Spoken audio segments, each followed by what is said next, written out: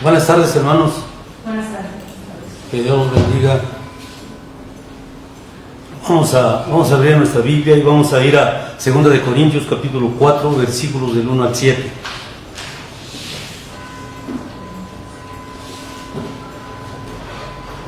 ¿Tenemos?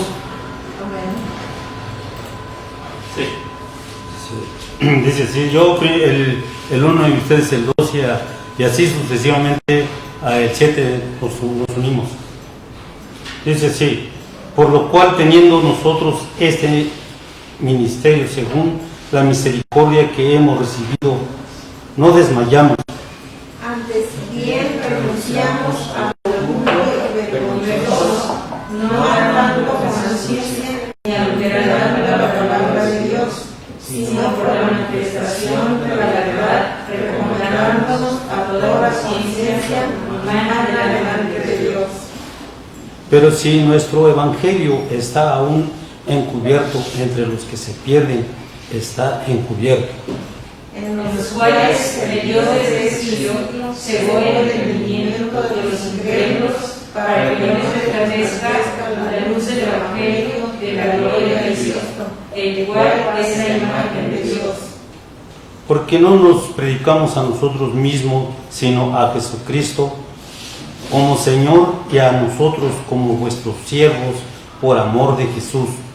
Porque Dios que mandó que de las tinieblas resplandeciera la luz, es el que resplandeció en nuestros corazones para la iluminación del conocimiento de la gloria de Dios en la paz de Jesucristo. Todos.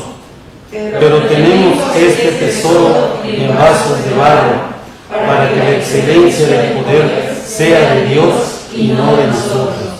Esta es la palabra de nuestro Dios. Y vamos a ver esta noche, nuestro tema va a ser el ministerio sincero, no engañoso. Este va a ser nuestro tema.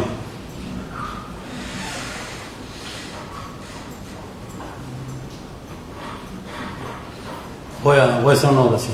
Bendito sea el Señor Dios, Padre Todopoderoso. Gracias, Señor, porque nuevamente estamos aquí, Señor, en su casa. Le pedimos y le suplicamos, Señor, que usted tome control de nuestra mente, de nuestro corazón, Señor, para que únicamente nos evoquemos a su palabra, a su mensaje, Señor. Todo esto se lo pido en el nombre de nuestro Cristo. Amén. Dice que el apóstol Pablo le escribe a los corintios más o menos como un año después de la primera carta a esta iglesia. La aflicción espiritual del Pablo era grande, porque además de los problemas que había tenido que tratar el apóstol en su primera carta, en la iglesia ahora se había extendido una ola de desconfianza en relación a él. Algunos decían que él no era sincero, otros lo cuestionaban si tenía autoridad apostólica. En consecuencia, Pablo aquí defiende su autoridad poniendo ante la iglesia abrumadora evidencia de su sinceridad en el servicio a Dios. De modo que esta epístola es sumamente personal y autobiográfica. Como sabemos que el apóstol Pablo era un hombre fiel, un hombre sincero, un hombre entregado a nuestro Dios. Pero sin embargo, la gente lo cuestionaba, dice aquí, acusándolo de que no era así, era un falso. El verso 1 dice, por lo cual, teniendo nosotros este ministerio según la misericordia que hemos recibido, no desmayamos. Este ministerio, el evangelio del nuevo pacto de Jesucristo, desmayamos, un término fuerte en griego que se refiere a rendirse del todo por cobardía. Es lo que nosotros jamás debemos de rendirnos, Jamás debemos de desmayarnos por cualquier cosa, puesto de que nosotros tenemos un Dios todopoderoso que nos dará las fuerzas, nos dará las energías suficientes para que nosotros podamos enfrentar a cualquier situación, adversas que sean.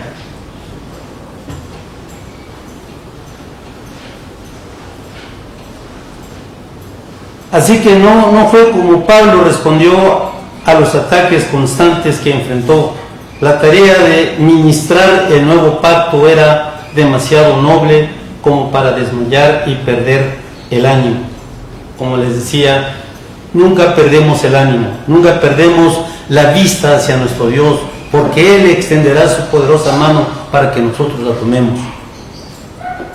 Gálatas 6:9 dice: no nos cansemos pues de hacer bien, porque a su tiempo segaremos, si no desmayamos.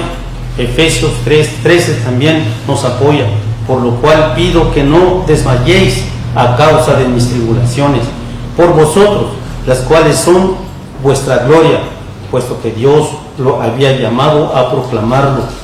Pablo no podía abandonar su llamado. En lugar de esto, confió en Dios para fortalecerlo.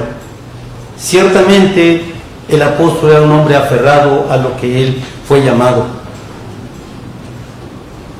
Y así nosotros todos somos llamados.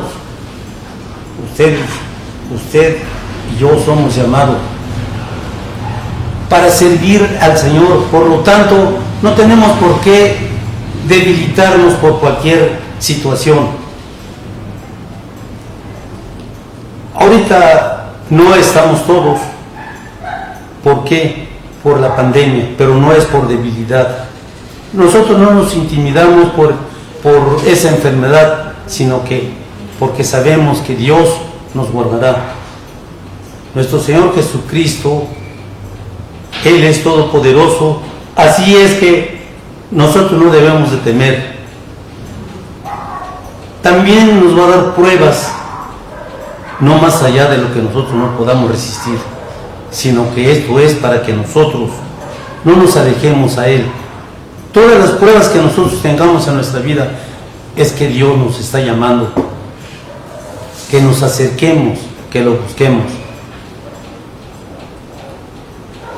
Verso 2: antes bien renunciamos a lo oculto y vergonzoso, no andando con astucia ni adulterando la palabra de Dios, sino por la manifestación de la verdad, recomendándonos a toda conciencia humana delante de Dios. Renunciamos significa alejarnos o de arrepentirnos. Y vergonzoso significa feo o deshonesto. La frase oculto y vergonzoso se refiere a inmoralidades secretas, hipocresías y pecados ocultos en lo más profundo y oscuro de la vida. Al ser salvo, todo creyente se arrepiente y se aleja de estos pecados para consagrar su vida a la piedad. Ciertamente, cuando nosotros recibimos a Cristo, empezamos a tener muchos problemas con nuestra naturaleza. Esta naturaleza que traemos siempre se revela, siempre hay conflicto entre nuestra naturaleza y el Espíritu de Dios. Pero nuevamente nosotros debemos de apoyarnos en la palabra de Dios.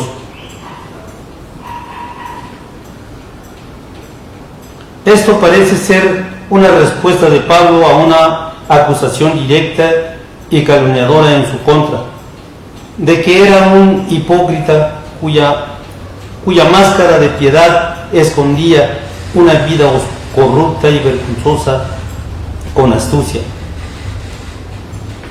Si nosotros nos damos cuenta, hasta en nuestros días hay esas acusaciones, hay ese levantamiento de falsos o calumnias contra nuestra persona. Eres un hipócrita, porque tú antes eras católico y ahora sales con quien ya no eres. ¿Cuántos de nosotros no hemos escuchado esas acusaciones falsas?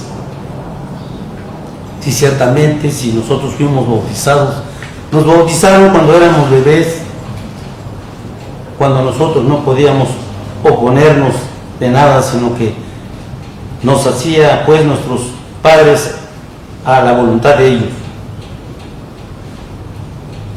Esta palabra griega significa trastocar o manipular y se empleaba en fuentes no bíblicas para hablar de la práctica deshonesta de diluir el vino con agua. Los maestros falsos acusaban a Pablo de ser un engañador que torcía y pervertía la enseñanza de Jesús y del Antiguo Testamento. Como acabamos de, aquí hay una palabra muy fuerte que dice trastocar. Esa palabra significa disturbio. Hemos escuchado esa palabra de disturbio. Cuando hay una manifestación, el grupo, ese grupo lleva un líder que lo controla. Pero cuando ese líder se pierde, cuando la multitud se desboca, se vuelve una turba o un disturbio, porque el líder ya no está, se ha perdido el líder. Entonces, por eso es de que dice esto, que según el apóstol estaba perdido, no sabía qué, pero no es así. Eran los oyentes, era la gente la que estaba perdida.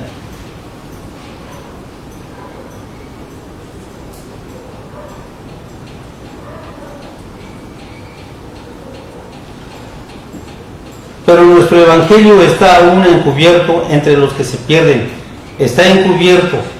Si nuestro evangelio era aún encubierto entre los que se pierden, los maestros falsos acusaban a Pablo de predicar un mensaje anticuado. Así que Pablo les mostró que el problema no era el mensaje o el mensajero, sino que los oyentes iban camino al infierno. Así es, como les decía. En 1 Corintios 2:14 dice: mas a Dios gracias, el cual nos lleva siempre en triunfo en Cristo Jesús, y por medio de nosotros manifiesta en todo lugar el olor de su conocimiento. El predicador no puede persuadir a las personas en creer. Solo Dios puede hacer esta obra de convicción. Ciertamente nosotros no tenemos ese poder, por mucho que nosotros tengamos conocimiento, no podemos persuadir a las personas,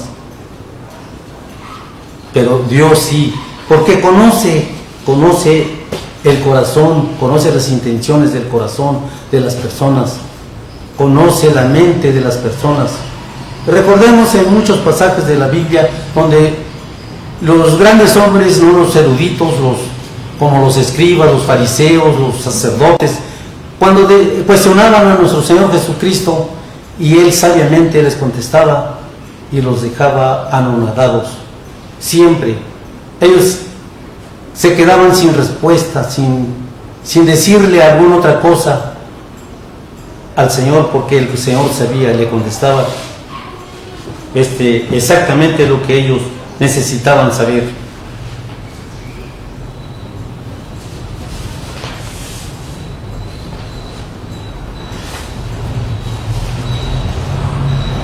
Verso 4: en los cuales el Dios de este siglo cegó el entendimiento de los incrédulos, para que no les resplandezca la luz del Evangelio de la gloria de Cristo, el cual es la imagen de Dios, para que no le resplandezca. Lo voy a ilustrar de esta manera cuando dice resplandezca. En la Navidad, ¿verdad? Próximamente, en todas las calles, en las casas, ponen luces diferentes. ¿Y cómo resplandece, no? Bueno, pues el cristiano así resplandece el cristiano que conoce la verdad, que tiene la palabra de Dios, porque en él no sale palabras deshonestas, en él no sale palabras corruptivas, sino que sale palabras de Dios, palabras que el Señor nos ha enviado por medio de su Hijo para que nosotros lo conozcamos. Hemos conocido a Dios, no es que hayamos andado con Él, sino que por medio de nuestro Señor Jesucristo. Segunda de Timoteo 2:26: y escapen del lazo del diablo en que están cautivos a voluntad de Él. El engaño es la trampa y el lazo de Satanás, este siglo. La mentalidad actual del mundo, expresada por los ideales, las opiniones, las metas, las esperanzas y perspectivas de la mayoría de las personas, incluyen las filosofías, la educación y el comercio del mundo. Eso es lo que pone el diablo. Es importante que nosotros tomemos en cuenta cada una de estos versos que acabamos de escuchar, porque el mundo está ofreciendo muchas cosas atractivas, tanto en su comercio, tanto en la televisión, tanto como en todas partes y en todo lugar hay invitaciones para el cristiano. Si el cristiano es débil, fácilmente se va para allá, se vuelve a Satanás. Pero apoyémonos siempre en la palabra de Dios. Aquí hay un verso que para mí es importante, espero que también ustedes. Segunda de Corintios capítulo 5 versículo 10 dice: porque es necesario que todos nosotros comparezcamos ante el tribunal de Cristo, para que cada uno reciba según lo que haya hecho mientras estaba en el cuerpo, sea bueno o sea malo. Es, hermanos, que para mí es una de las promesas más grandes que Dios nos ha prometido. Esta es una promesa que nosotros lo vamos a ver un día. Vamos a comparecer ante Él para decirle lo que nosotros hemos hecho, hicimos.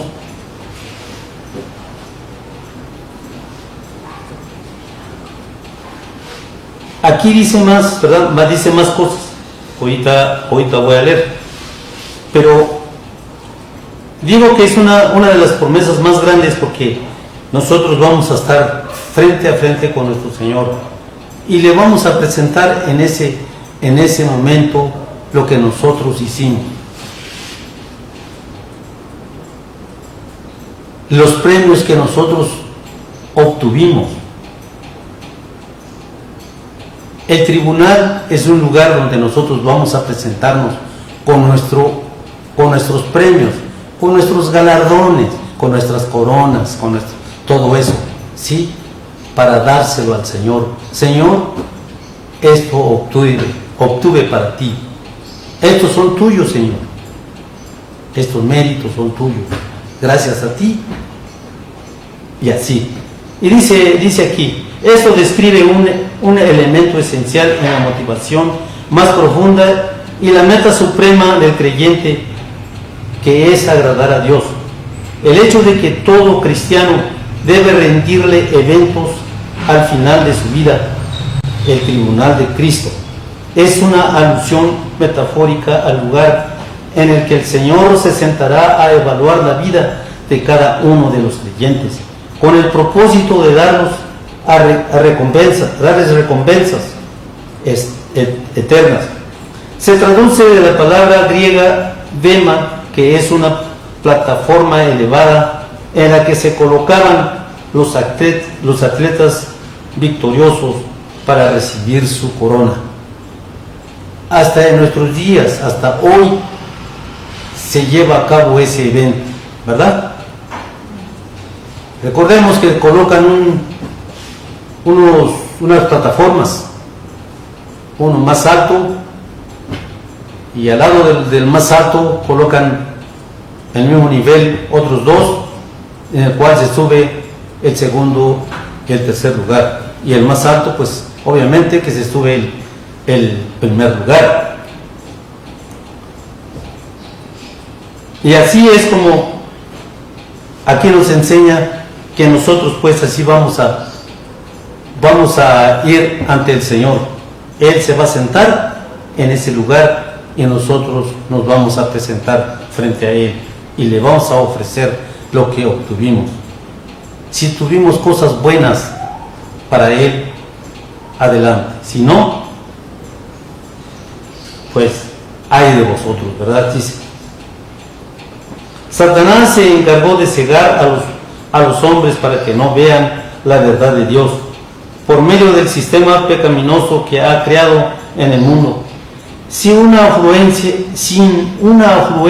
influencia piadosa, el hombre abandonado a sus propios recursos seguirá ese sistema que complace la depravación de los incrédulos y aumentó la profundidad de sus tinieblas morales. Por ejemplo, Mateo 13:19 dice: cuando alguno oye la palabra del reino y no la entiende, viene el malo y arrebata lo que fue sembrado en su corazón. Este es el que fue sembrado junto al camino. Todo esto me recuerda, ¿no?, que cuando nosotros le hablamos a alguien la palabra de Dios, aquí está hablando de una semilla nada más que cayó sobre el camino. Pero recordemos que son 3 semillas, ¿verdad?, que caen en diferentes lugares. Pero estamos hablando de ese de Mateo 13:19. Y si ciertamente cuando todavía acabamos de hablarle a la persona, cuando llega otro, ya le hablan, no, pues que van a hacer alguna otra cosa y se van. Otro día vienes, está bien. Otro día va el que anda evangelizando, pues a lo mejor le vuelven a escuchar, pero ya después, otra vez, ya no. Hay después, hay otro día, ahorita no puedo. Y así es la gente, así es el hombre. Pero sigue diciendo, ¿verdad? Dios es quien permite esta ceguera. Juan 12:40 dice: cegó los ojos de ellos y endureció su corazón, pero para que no vean los ojos, para que no vean con los ojos y entiendan con el corazón y se conviertan y yo los sane. Habla de sanidad. Cuando nosotros somos salvos, la salvación es salud, la salvación es vida, la salvación es vida eterna.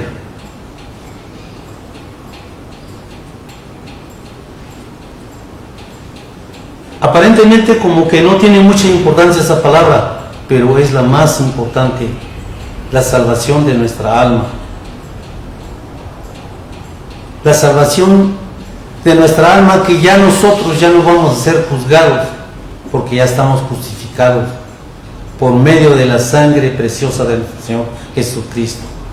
Él ya pagó, dice que por precio, Corintios, si quieren buscarle para que no se duerman, 1 Corintios 6, 19 y 20, Él pagó por precio, le costó al Señor el derramamiento de su sangre. Fue vituperado, fue humillado de lo más peor. Imagen de Dios, Jesucristo es la representación exacta de Dios mismo. Colosenses 1:15. ¿Alguien que lo quiera buscar? 2:9 también. Primero el 1:15. Sí, lean. Dice: Él es la imagen del Dios invisible, el primogénito de toda creación. El primogénito. Si el 2:9, ¿qué dice? Porque en él, ¿Sí? porque en él habita corporalmente toda la plenitud de la deidad. Esta es la palabra de Dios. Vamos con el verso 5, dice: porque no nos predicamos a nosotros mismos, sino a Jesucristo como Señor y a nosotros como vuestros siervos por amor de Jesús. Los falsos maestros acusaban a Pablo a predicar para su propio beneficio, al mismo tiempo que eran los culpables de tal práctica. A diferencia de ellos, Pablo siempre fue humilde. Por ejemplo, 2 de Corintios 12, 5 y 9. También lo pueden buscar, hermanos. Y dice: de tal hombre me gloriaré, pero de mí mismo en nada me gloriaré, sino en mis debilidades. Me ha dicho: bástate mi gracia, porque mi poder se perfecciona en la debilidad. Por tanto, de buena gana me gloriaré, más bien en mis debilidades, para que repose sobre mí el poder de Cristo. El poder, la sabiduría, la inteligencia de Dios reposa en el que tiene a Cristo en su corazón. El que tiene gozo, el que tiene paz, reposa esa paz en la persona que tiene a Cristo, no el que no lo tiene. El que no lo tiene, llore de noche, de día y a todas horas, él no va a ser consolado, porque no ha creído en el unigénito Hijo de Dios. Sexto, porque Dios, que mandó de las tinieblas a resplandeciese la luz, es el que resplandeció en nuestros corazones para iluminación del conocimiento de la gloria de Dios en la faz de Jesucristo. Qué hermoso versículo, ¿eh? Mandó que de las tinieblas resplandeciese la luz, una referencia directa a Dios como creador, que ordenó a la luz física que existiera. Así le dijo, ¿verdad? Génesis 1:3. Hágase la luz, y se hizo. ¿Sí? Iluminación del conocimiento de la gloria de Dios. El mismo Dios que creó la luz física en el universo es quien debe crear la luz sobrenatural en el alma y trasladar a los creyentes del reino de las tinieblas a su reino de luz. Así ciertamente nosotros tenemos la luz, por lo tanto no vamos a tropezar. Las tinieblas es la oscuridad, es pecado. Por eso todos los delitos, todas las violaciones, toda aquella maldad se hace de noche. Porque es cuando ellos aprovechan la oscuridad. Pero nosotros como cristianos no. Tenemos la luz verdadera que vino a alumbrar a todos los hombres. Pero también los hombres, ahí más antes de esto digo, ¿no?, que el diablo les cegó el entendimiento, les cerró los ojos, les tapó los ojos para que no vieran, pero para que oyeran también, pero ni así.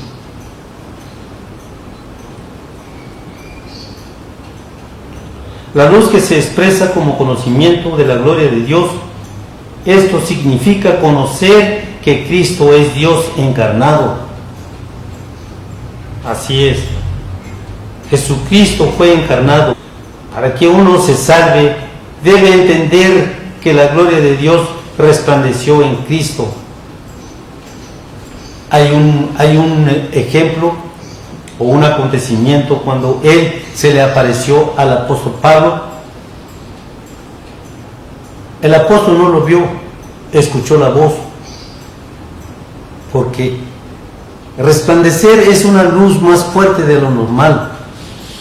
El sol, cuando está en su plenitud, no podemos verlo, y eso que está lejísimo, ¿sí? Cristo, pues así, Él es todopoderoso. Es por eso que el apóstol, en lugar de abrir los ojos, cerró los ojos, le lastimó el resplandor de la luz y le cayeron escamas.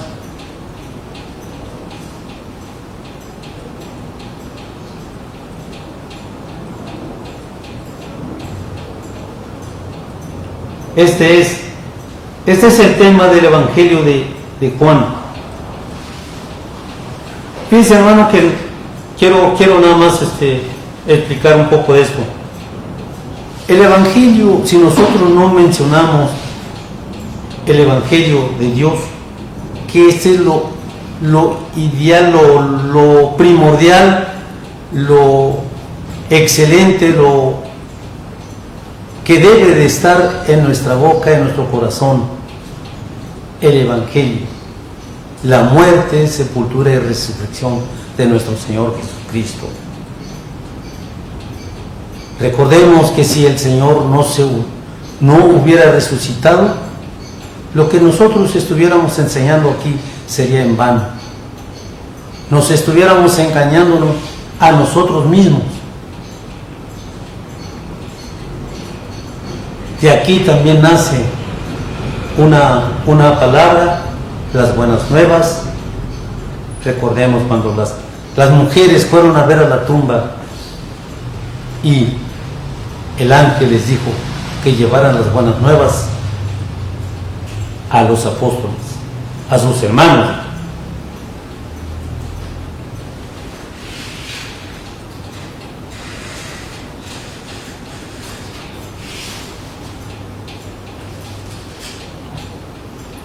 Sobre Juan capítulo 1 versículo 4 y 5 dice: en él estaba la vida y la vida era la luz de los hombres.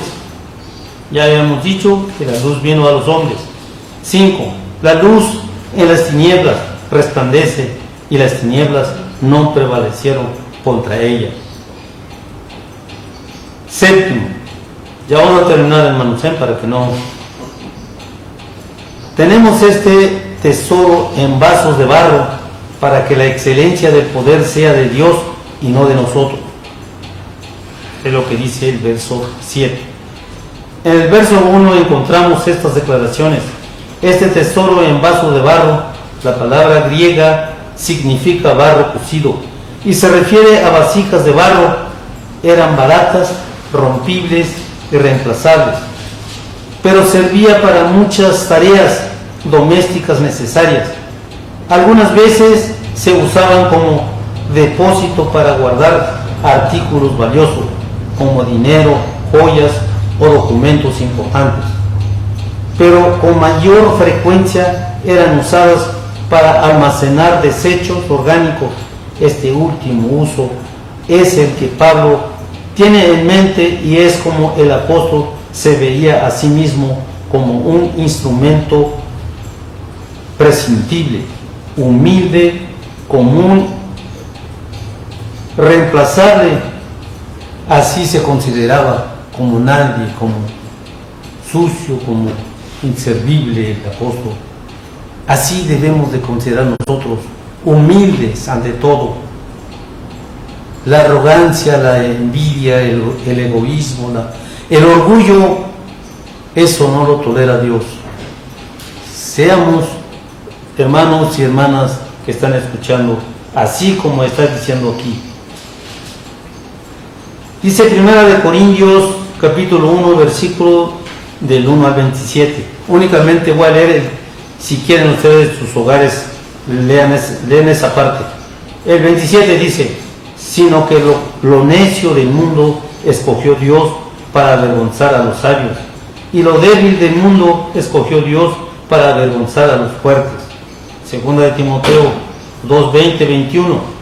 Pero vemos que el verso 21 dice: si alguno se limpia de estas cosas, será instrumento para honra, santificado, útil al Señor y dispuesto para toda buena obra.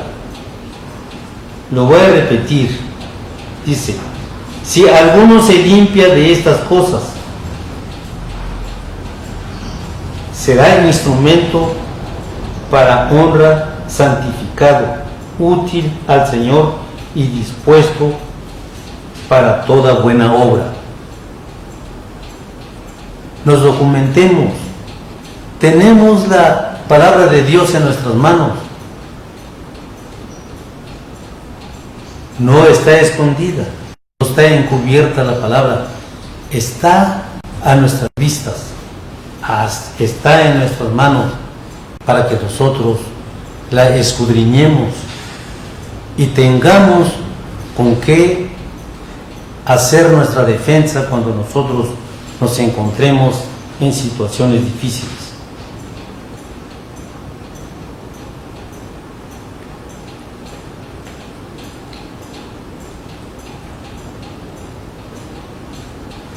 Excelencia del poder sea de Dios y no de nosotros.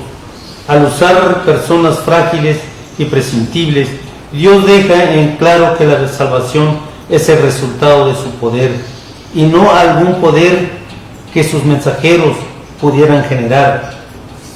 En 2 Corintios 2:16, a estos ciertamente olores de muerte para muerte y aquellos de olor de vida para vida. Y para estas cosas, ¿quién es suficiente? El único suficiente es Cristo, nuestro Salvador, el único que nos puede sustentar y guardar. El gran poder de Dios supera y transciende a la vasija de barro. La debilidad del mensajero no va a detrimento del mensaje, sino que es esencial para su transmisión exitosa. Nuevamente tenemos 2 Corintios 12, 9 y 10. Y dice, y me ha dicho, bástate mi gracia, porque mi poder se perfecciona en la debilidad. Por tanto, de buena gana me gloriaré, más bien en mis debilidades, para que repose sobre mí el poder de Cristo. Lo que quiere decir, bástate mi gracia, el tiempo presente del verbo que se traduce bástate, revela la disponibilidad constante de gracia divina. Dios está derramando su gracia constantemente. El Señor desde que regresó al cielo hasta el día de hoy, Él no tardó en enviar el Espíritu o el Consolador para que estuviese para siempre con nosotros.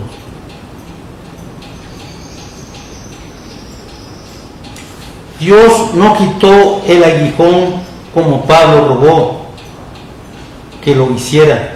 Nunca dejaría de suministrar la gracia para soportarlo. Ya hemos dicho que Él no nos dejará, no nos desamparará. En este mismo libro, 2 Corintios, capítulo 4,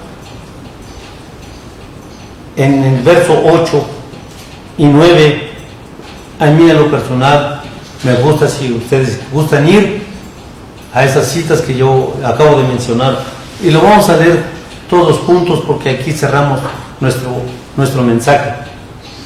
Si lo tienen, digan amén.